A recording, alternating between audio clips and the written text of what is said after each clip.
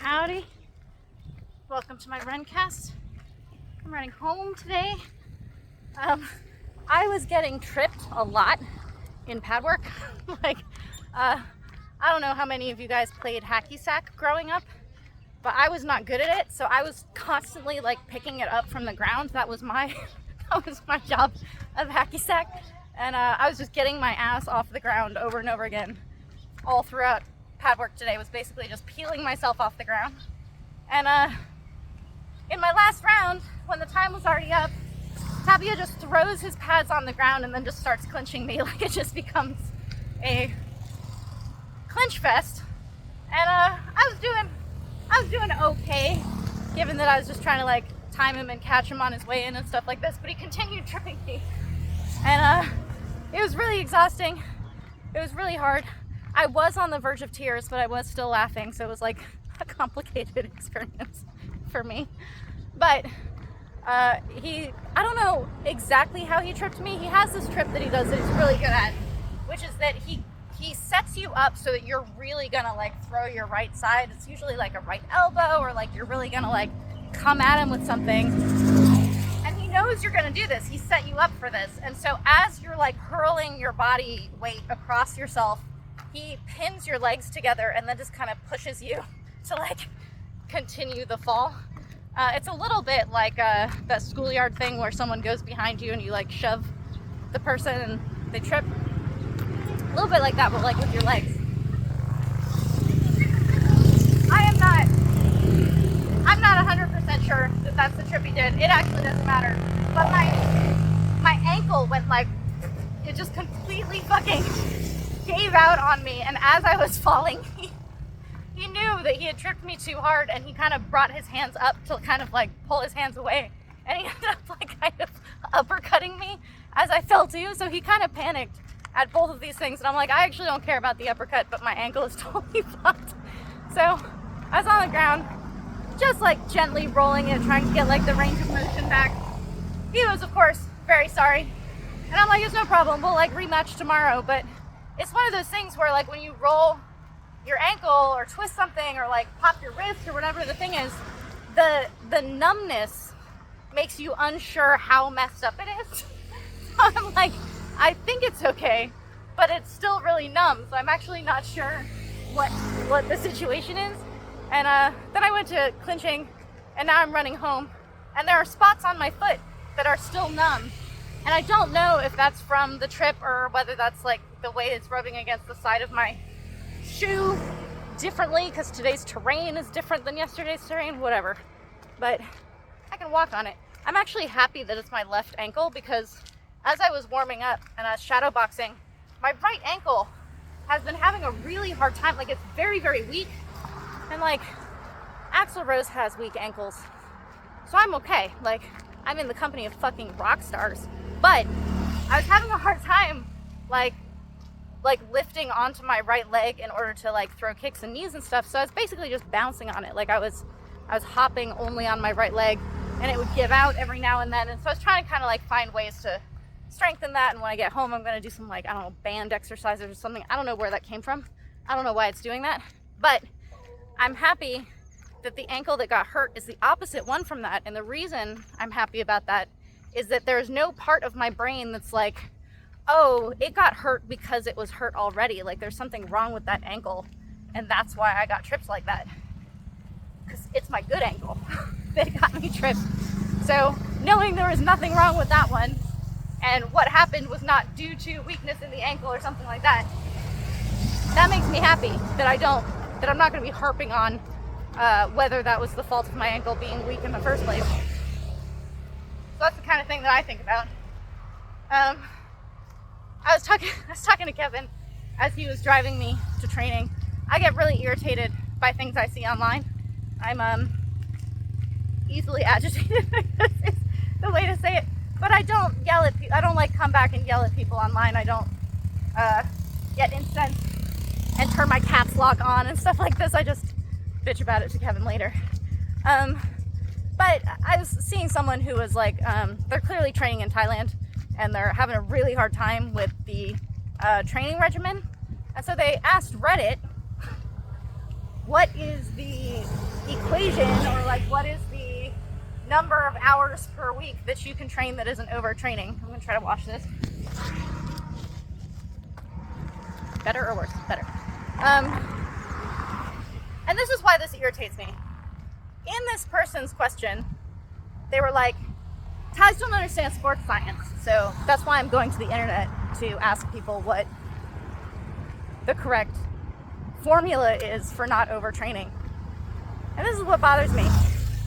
There are people out there who have sports degrees, but they are few given the number of people who will rattle off the word sports science. So if you have to ask the internet, if you want to be able to Google what sports science says is the perfect degree of not overtraining, you also don't understand sports science. And I was happy that one of the answers to this person in the thread was, yeah, it's really a lot, but it fucking works. I was happy someone said that, because honestly, the thing that bothers me a lot about the what is the word? The fragility of Western masculinity when it comes to Thailand is that when you're looking for sports science, or when you're looking for the internet to tell you what is or isn't overtraining, almost nobody is ever looking at, hey, can I do more? Instead, they're like, I need someone to give me an excuse for why I shouldn't be doing this much work because it's really hard. It is fucking hard. It's very hard. There is not a formula for what overtraining is. People are actually quite unique. And you're capable of doing a lot more than you think you are. And mentally you break down a lot faster than physically you do. I wrote a big long thing that was like a very controversial post of mine about the myth of overtraining. And my argument about the myth of overtraining is that it's this story that we tell ourselves about, like, nobody should be doing this amount. This amount is too much. And it starts to work against you. And it's unsustainable. And sports science, or some algebraic equation, could break down what I actually should be doing for some kind of like peak performance kind of thing. That to me is absolutely ridiculous, because if you want to know what overtraining is, overtraining does exist, but none of us are getting anywhere near it at almost any given time. Like, the amount of training that like Olympic athletes do, the amount of training that like incredible fighters do, we don't get anywhere close to that. I am an athlete for many, many years, professional. Oh my God. This girl is so beautiful. Hi, honey. Do you have gorgeous puppies somewhere? Oh, so pretty. As I'm yelling. I'm sorry I yelled. You're not getting near it. You're not getting near overtraining, honestly. Just kind of suck it up. If what you're doing is too hard for you, you can find ways to alleviate that. You can rest better. You can take things out of your day and focus more on the training.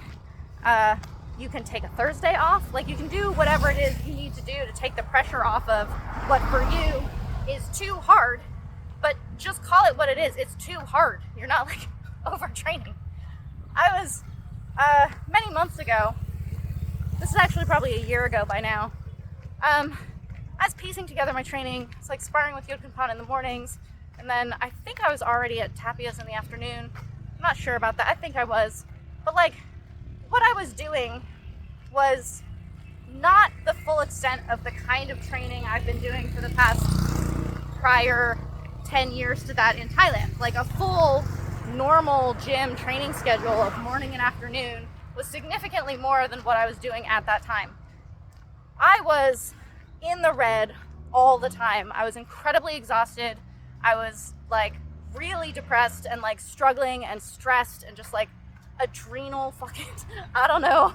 There's a lot going on with me. It was really hard. I was crying a lot. And Kevin was like, you should, go to another gym and start clinching in the afternoons. And I was like, I cannot possibly do more than what I'm doing now. Like, it is not possible for me to do more than what I'm doing now. And he was like, whoa, okay, back off. Even though I had done significantly more than what I was doing for years and years and years leading up to that. I am now currently doing significantly more than I was doing at that time when Kevin made the suggestion about going to another gym to clinch. I'm doing way more than that. I'm weightlifting in the morning. Usually I'd be sparring with Jochen Pan. He's doing a seminar tour in Australia right now. Then I'm running. Then I have my afternoon training, and then now I'm also going to sparring. Clinching in the afternoon. Like, I've added multiple things, not only the clinching, but like multiple things have been added to what I was doing. And my runs in the evenings. Like, all this stuff is more than what I was doing at that time that I was like, there's no fucking way I could do any more. Get away from me. I'm doing significantly more now, and it's not overtraining. I could actually do more than what I'm doing now, even though right now is pretty hard. Like, I'm pretty taxed, I'm pretty tired. But the reason that felt like overtraining and wasn't, and this, even though it's much more, does not feel like overtraining, even though it's significantly more, is completely mental. I was like way stressed out by the kind of work I was doing. Like, the sparring I was doing was really, really, really stressing me out. And so I was really unable to rest. In the time that I wasn't doing anything, when I was laying around, I wasn't really resting. I was really strained by everything I was doing. I was very strained by my situation, and like all these different things made me very, very stressed. And so even a little bit of work, what was like not that much work, felt like legitimately I cannot possibly do any more than what I'm doing. And now, doing twice as much as that, I'm like, I could add something, you know? Like, if after sparring in the morning, I needed to go shadow box or hit the bag or like do an extra thing or like add pad work or something, I'm like, I could do that. I don't look forward to doing that because I'm already very tired, but I would not call that overtraining, even though it's significantly more. Oh, guys, there's puppies, but I'm being growled at. I just want to look at your babies. I'm not gonna bother you. Don't, it's okay. They're up there. Don't bite me. Oh, he's so little, he's got a little ridge back. So, Kevin made a very funny joke.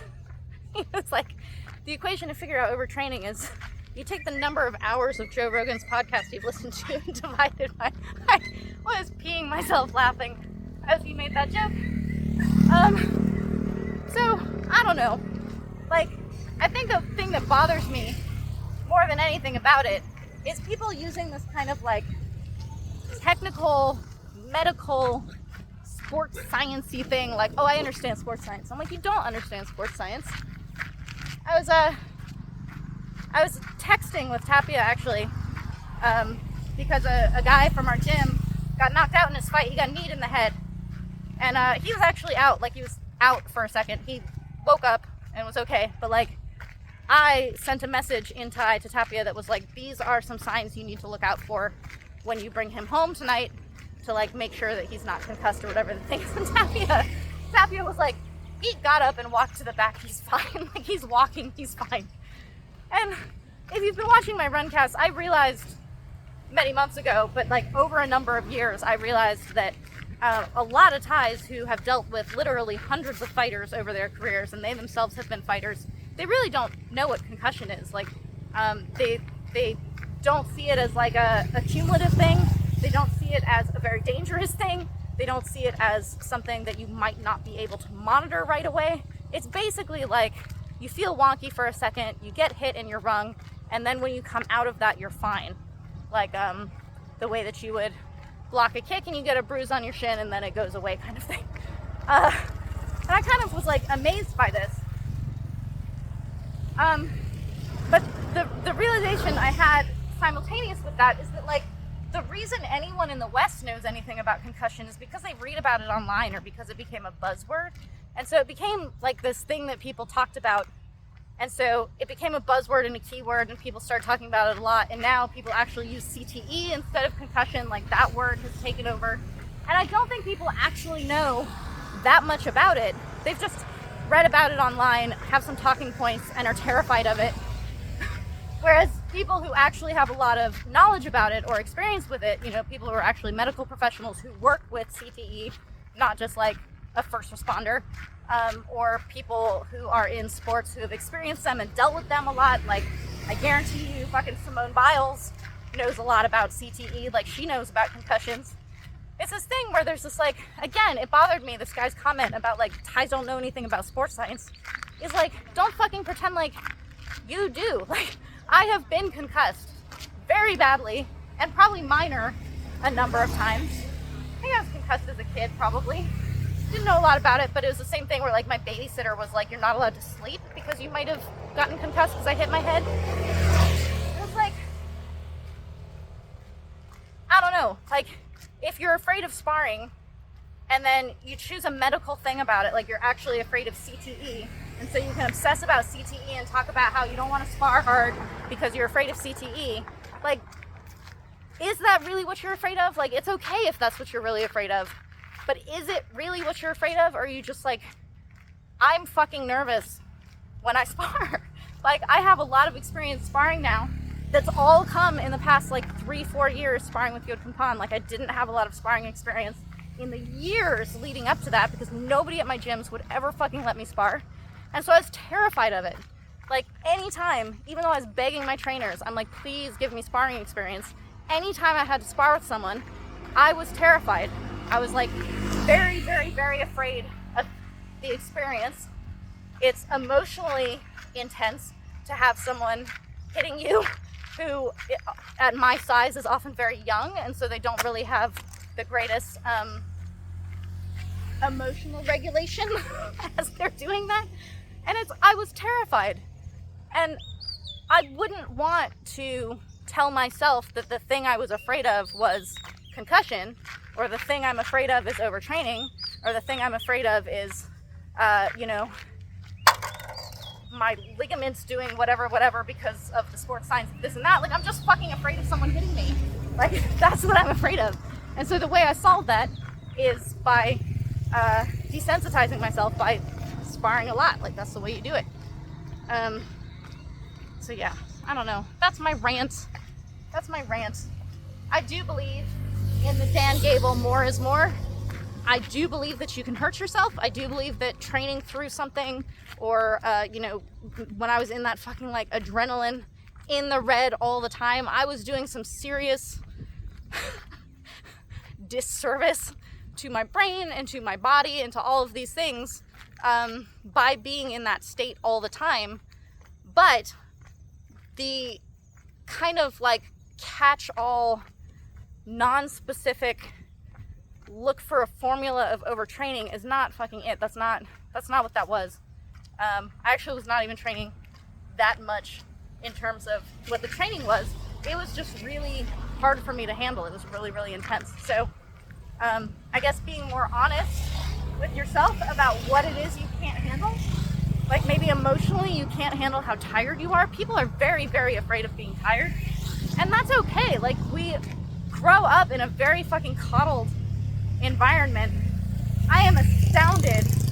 When I was training full time at a gym that had kids in it, my gyms don't really have kids in them, but when I'm training at a gym full time, like, I'm there morning and afternoon, and I'm working really hard, and there are kids coming back from school and working really hard and like doing their run before going to school. I remember being in school.